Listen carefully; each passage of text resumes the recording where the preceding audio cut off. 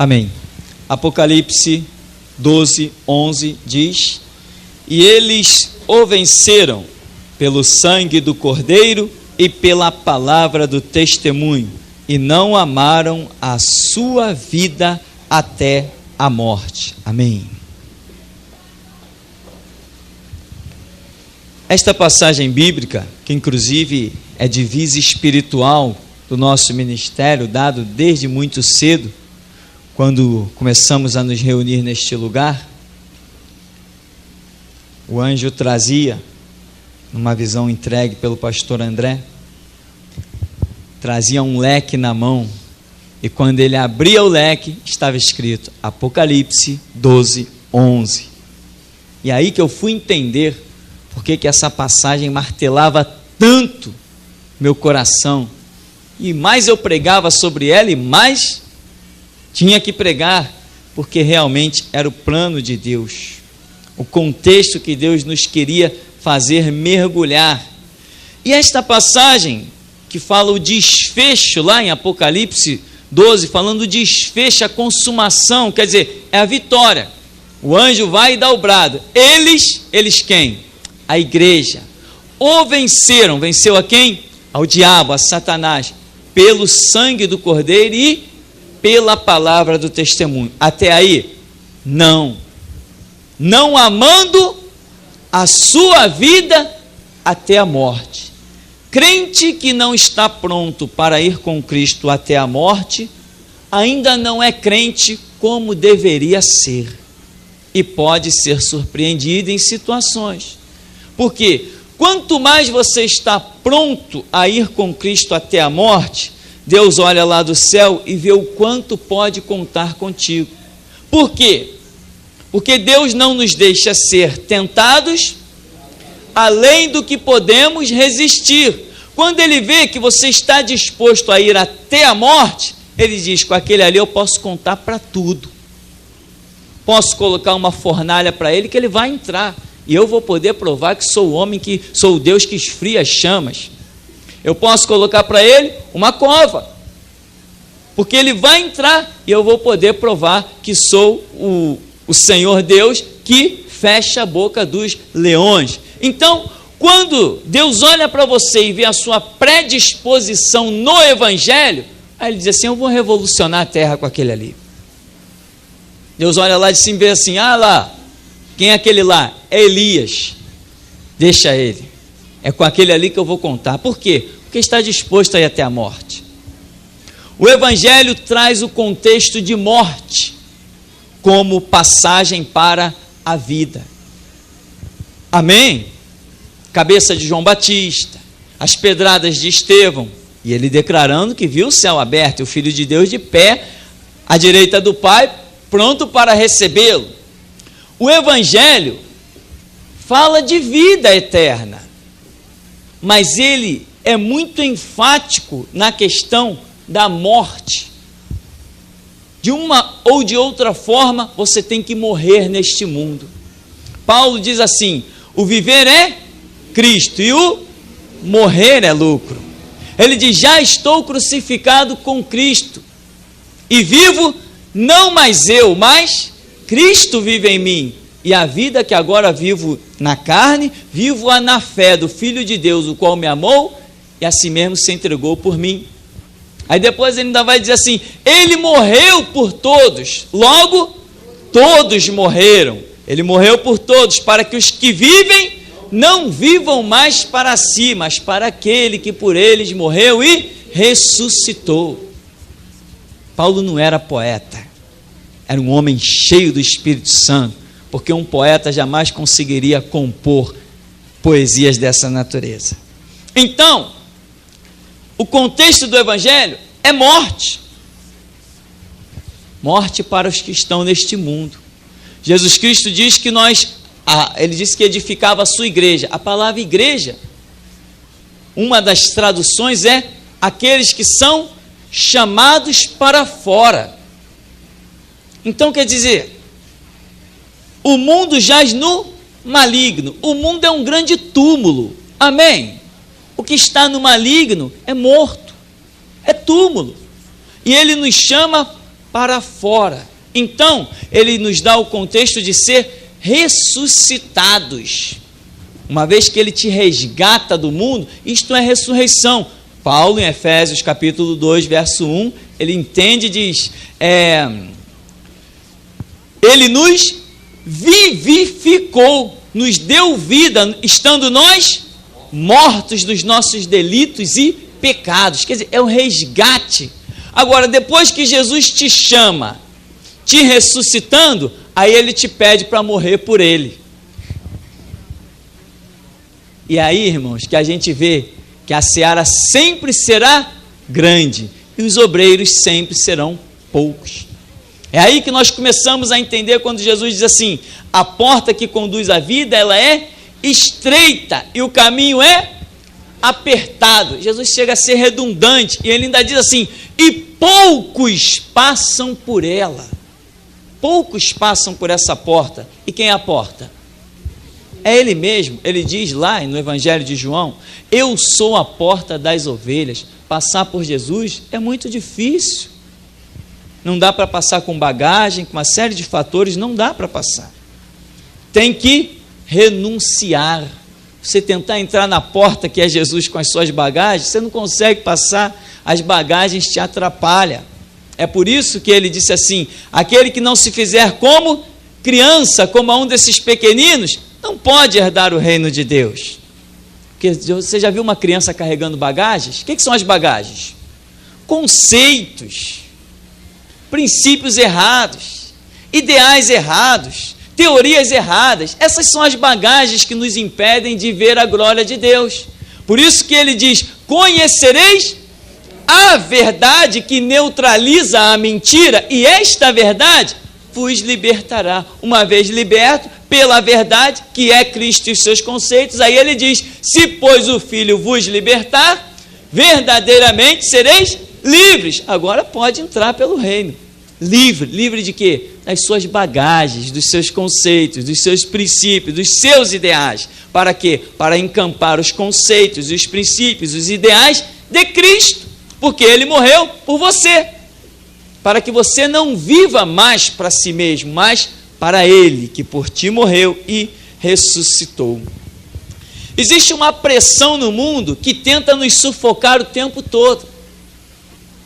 É o governo, é conceitos doutrinários, é Satanás falando pela boca de pastores atrás dos púlpitos. E como tem isso? Como tem isso? São pastores inspirados pelo diabo, enfraquecendo, sepultando a vida de outras pessoas. Existe uma pressão no mundo, irmão, que tenta nos remover, nos arrancar do altar de Deus o tempo todo. Por isso que a Bíblia traz esse contexto de morte tão evidenciado, demonstrando que quem está disposto a ir até a morte tem medo de quê? Se você não teme pela própria vida, de que você vai ter medo? Então, quando alguém disser para você não fala, o que você vai fazer? Vai falar. Quando alguém disser para você não faz, o que você vai fazer? Você vai fazer, porque você não teme pela sua própria vida. Por isso que a Bíblia nos faz saltar das páginas o contexto de que você tem que morrer para o mundo, tem que morrer realmente para herdar a vida eterna. A morte para o mundo é um espanto, mas para nós é a grande glória, porque nós sabemos que ao soar a trombeta e partirmos deste mundo, o que está nos esperando é aquilo que Paulo fala, olhos não viram, ouvidos não ouviram, nem subiu ao coração do humano o que Deus preparou para aqueles que o amam. Aqui em Mateus 10, 38, ele diz assim, e quem não toma a sua cruz e não segue após mim, não é digno de mim. O que Jesus está dizendo? O que é a cruz? A cruz é algo pesado, é fardo. A cruz representa renúncia. Sabia que a cruz representa renúncia? Porque diz a Escritura que Jesus Cristo despiu-se da sua glória. despiu-se dos seus atributos divinos e veio a este mundo para nos resgatar. Então, tomar a cruz só porque ele renunciou a algo muito grande. Porque ele, como Deus, nunca ele tomaria aquela cruz. Então, a cruz significa uma renúncia descomunal. E ele está dizendo: aquele que não fizer como eu, não tomar a sua cruz e me seguir, não é digno de mim. Aí ele ainda diz no 39, quem achar a sua vida, vai perdê-la. E quem perder a sua vida por amor de mim, renúncia. Contexto de morte, perder a vida. O que você tem mais precioso que a sua própria vida? Você não tem nada mais precioso que isso. Este é o conceito, é o nível mais elevado que você pode nas considerações colocar. A sua vida. Seu dinheiro é mais importante que a sua vida? Não. Seus bens materiais são mais importantes que a sua vida? Não. E o que Deus está falando?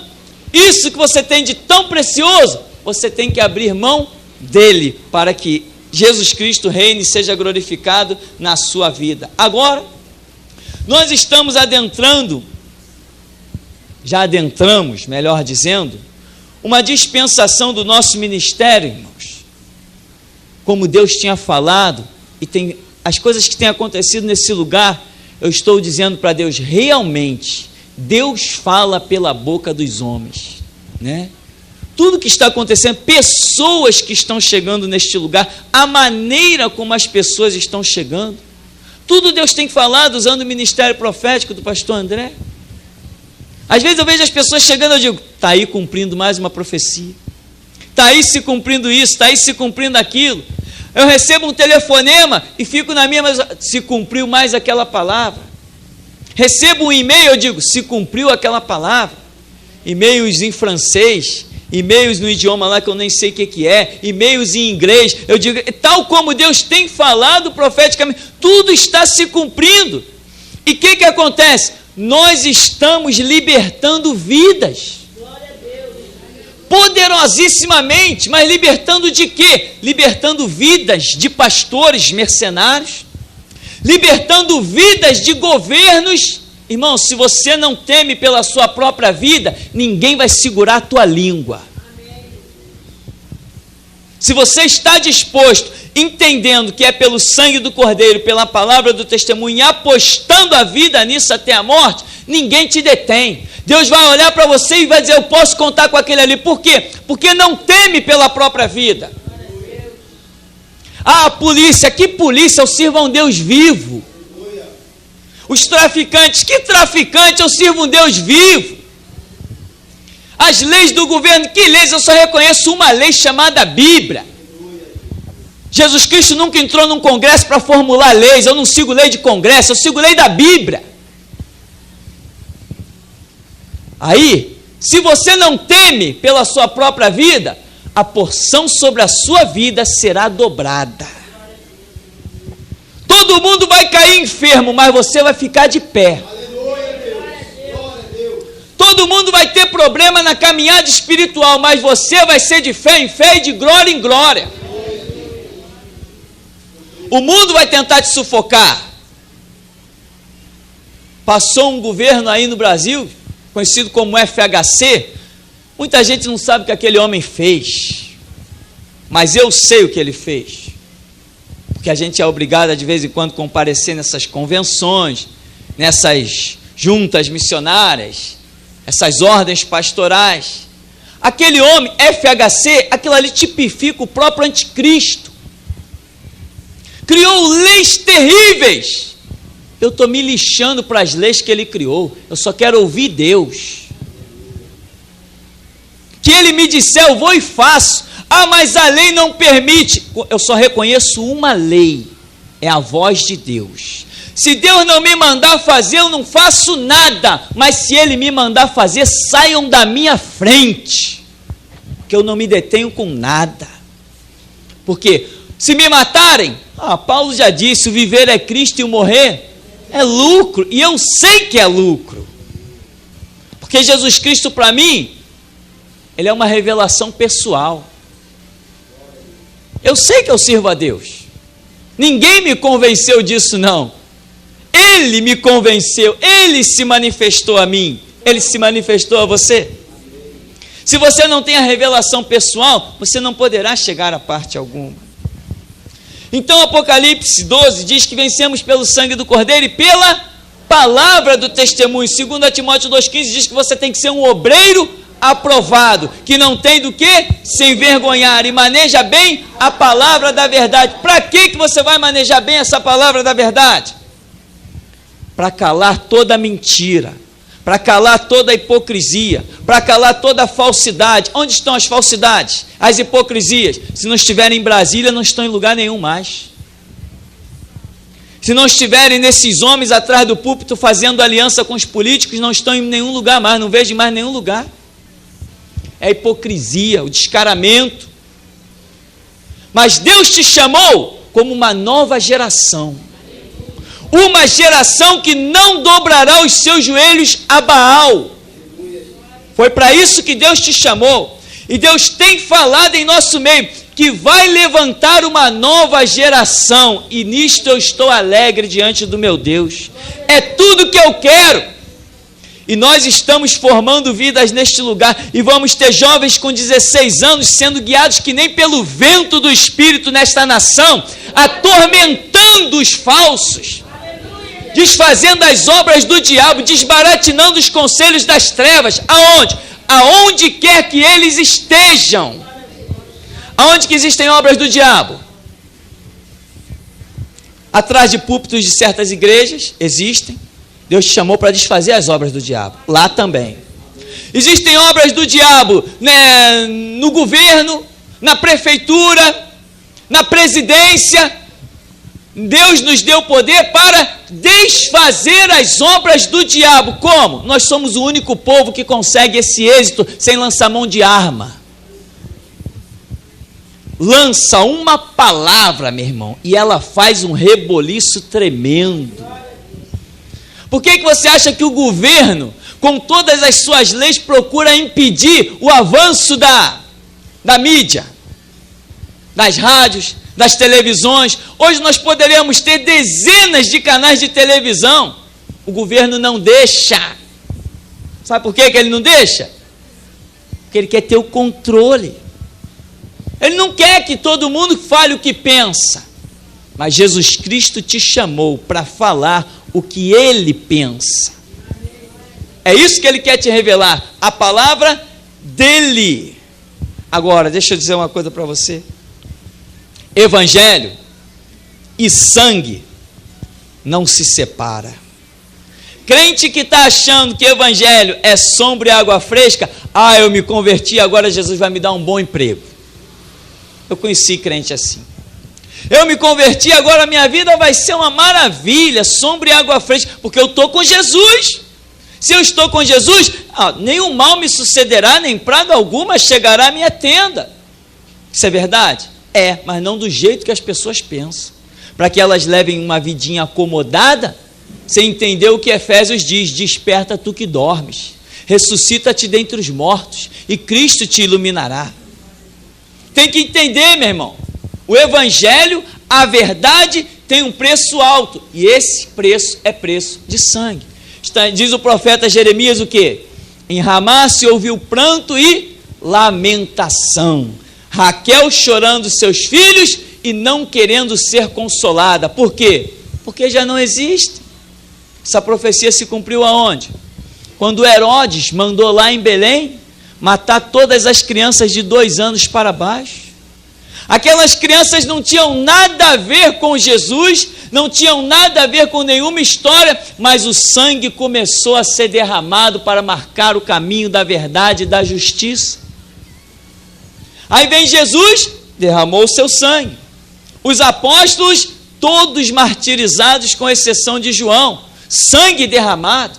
Se nós voltarmos um pouquinho na história, o faraó mandou matar todo menino que nascesse dos hebreus, sangue derramado, para quê? Para impedir a libertação.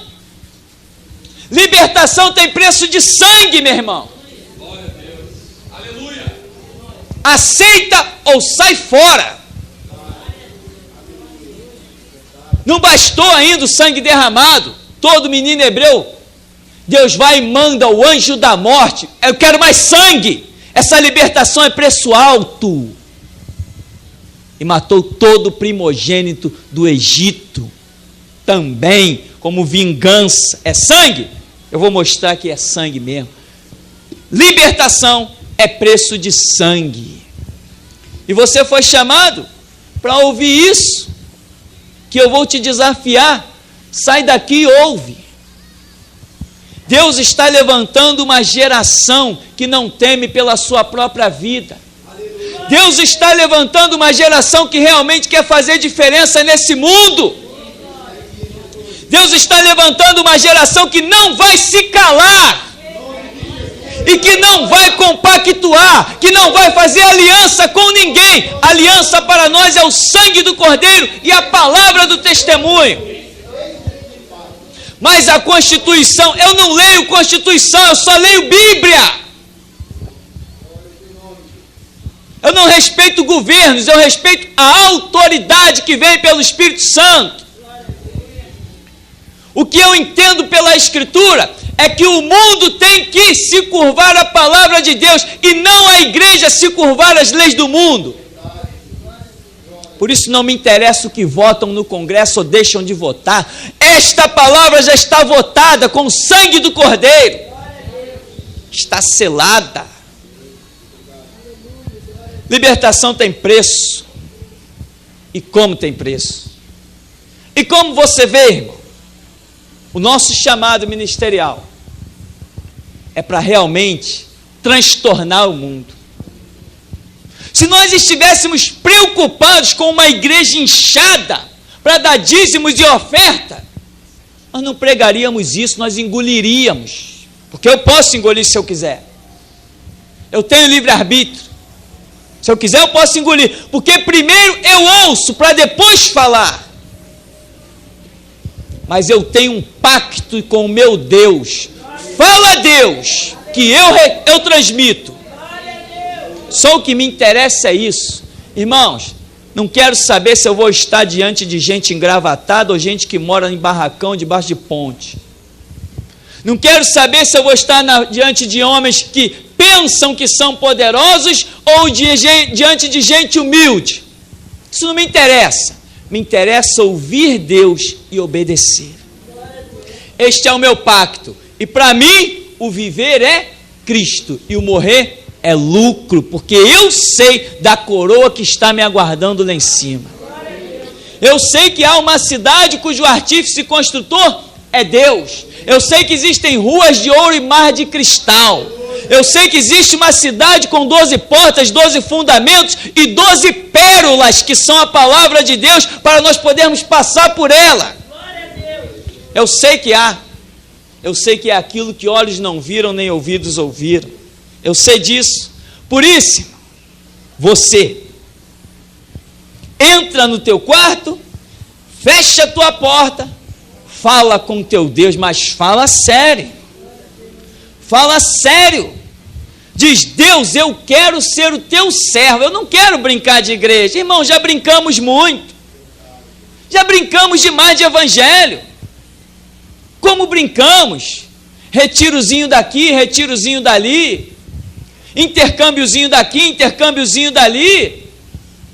Um evangelho de paz e amor e tudo bem, todo mundo é hippie. Não, meu irmão, acabou isso. O tempo é emergente agora. Estamos entrando no final dos tempos. Já está saindo notícia por aí que lá no Oriente Médio querem fazer a paz, mas sem derramamento de sangue. O que é isso? É o primeiro cavalo de Apocalipse 6, o cavalo branco. É o anticristo vindo com a falsa paz. E a igreja está dormindo. Nós temos que entender que acabou o tempo de brincar. Biblicamente eu te provo que Jesus Cristo virá neste terceiro milênio. Biblicamente eu te provo que este é o milênio da consumação dos séculos. Eu te provo para qualquer um, que este é o milênio que Jesus Cristo voltará. Porém, não pense que passará daqui mais 1000 anos. Não, eu disse que ele vem neste milênio, mas não no final do milênio. Agora, dia e hora, ninguém sabe, mas que os sinais estão aí, como estão. Faltou pouco Jesus Cristo deixar a data, minuto e segundo, porque quando o anjo conversa com Daniel, diz que os sábios discernirão o quê? O tempo e o modo. Então, se você estuda a Escritura, a revelação virá até você. Clama a mim, responder-te-ei, anunciar-te-ei coisas grandes e firmes que tu não sabes. Então, irmão, você quer que Deus conte contigo? Do que você tem medo? Se você tem medo de alguma coisa, Deus não pode ainda contar contigo. Nesta dispensação, não. Esta dispensação de restauração da igreja, meu irmão, é a mesma vivida por João Batista. Foi a voz que clamou no deserto, tentando restaurar a nação de Israel. Examina a vida, o ministério de João Batista, e você vai saber o que é essa dispensação que nós estamos vivendo. Ela é muito séria. Aliás, Deus tem falado que na América Central vai se levantar agora novos mártires. Por quê? Porque esta é mais uma vez uma dispensação de derramamento de sangue. Porém, você vai chegar lá depois que disser assim, olha, combati o bom combate, completei a carreira e guardei a fé.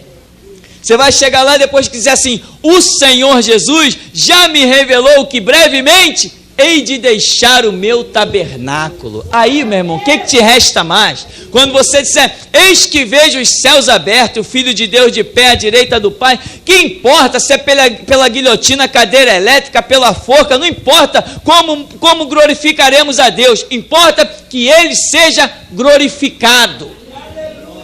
Isto é que interessa. Então, irmão, para nós concluirmos, o contexto do Evangelho é vida, mas uma vida que tem um preço alto.